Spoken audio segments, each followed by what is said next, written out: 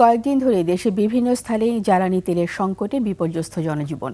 পাম্পগুলোর সামনে গ্রাহকদের দীর্ঘ লাইন, ঘন্টার পর ঘন্টা অপেক্ষা করেও মিলছে না কাঙ্ক্ষিত তেল। পাম্প সংশ্লিষ্টরা বলছেন, চাহিদার তুলনায় বরাদ্দ কম থাকায় এই সংকট তৈরি হয়েছে। পরিস্থিতি নিয়ন্ত্রণে সিরাজগঞ্জে চালু হয়েছে ফুয়েল কার্ড। এছাড়া বিভিন্ন জেলায় চলছে অবৈধ মজুদ বিরোধী অভিযান। এদিকে তেল সংকট কাটাতে মালয়েশিয়া ও সিঙ্গাপুর থেকে প্রায় 61,000 টন ডিজেল নিয়ে চট্টগ্রাম বন্দরে এসে পৌঁছেছে আরও দুটি জাহাজ। প্রতিনিধিদের তথ্য ভিডিওতে উপমা রায়ের ডেস্ক রিপোর্ট। নগদ নিয়ে এলো হার না মানা হার অফার। সর্বনিম্ন 10,000 টাকা রেমিটেন্স নগদে পাঠালে থাকছে স্বর্ণের হার জেতার সুযোগ। জ্বালানি সংকটে নাকাল সারা দেশ, বিপর্যস্ত জনজীবন। ময়মনসিংহ জেলায় এক পাম্প থেকে অন্য পাম্পে ঘুরেও মিলছে না পেট্রোল কিংবা অকটেন।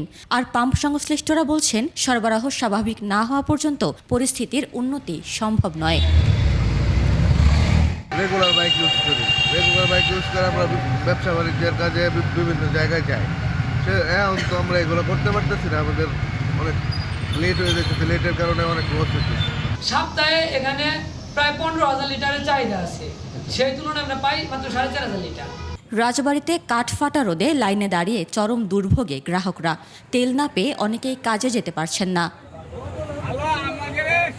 এদিকে no fuel card no oil নীতি অবলম্বন করায় সিরাজগঞ্জের পেট্রোল পাম্পগুলোতে শৃঙ্খলা ফিরেছে। কয়েকদিন আগেও সেখানে লাইসেন্স ও ড্রাইভিং লাইসেন্সবিহীন মোটরসাইকেল সহ বিভিন্ন যানবাহনের ভিড় লক্ষ্য করা যেত। শৃঙ্খলার ভিতর দিয়ে নিয়মের মাধ্যমে ফুয়েল কার্ডের মাধ্যমে তেল সংগ্রহ করছে, এতে বিশৃঙ্খলতা কম হচ্ছে। বৈধ কাগজপত্র নিয়ে সবাই তেল পাক, এটাই আমরা জনগণের প্রত্যাশা। এর আগে আমরা তেল পাইতাম না, অনেক জাম ছিল। কারণ জাম থাকার কারণে গাড়ি এসে অনেক ভিড় করে ফেলতো, এই জন্য আমরা তেল পেতাম না। অবৈধ মজুদ বন্ধের লক্ষ্যে কাজ শুরু করেছে প্রশাসন। চট্টগ্রাম বন্দর এলাকায় কোস্টগার্ড ও নৌবাহিনীর যৌথ অভিযানে একটি ট্যাঙ্কার জাহাজ থেকে অবৈধ মজুদ করা 37,000 লিটার ডিজেল জব্দ করা হয়েছে।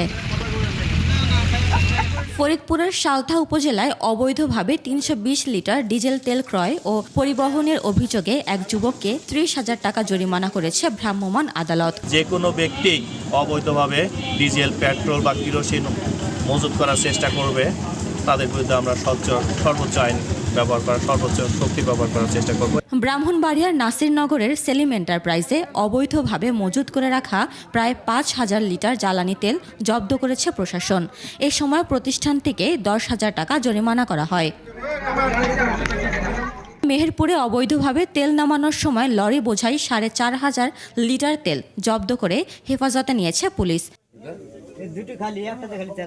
এদিকে সিঙ্গাপুর থেকে 27,000 টনের বেশি ডিজেল নিয়ে আসা একটি জাহাজ আজ ভোরে চট্টগ্রাম বন্দরে পৌঁছেছে। এছাড়া গত রাতে মালয়েশিয়া থেকে 34,000 টন ডিজেল নিয়ে আরেকটি জাহাজ বন্দরে পৌঁছায়। আর আগামীকাল LNG বহনকারী আরও একটি জাহাজ আসার কথা রয়েছে। উপমা রায়, ডেস্ক রিপোর্ট, 21 টেলিভিশন।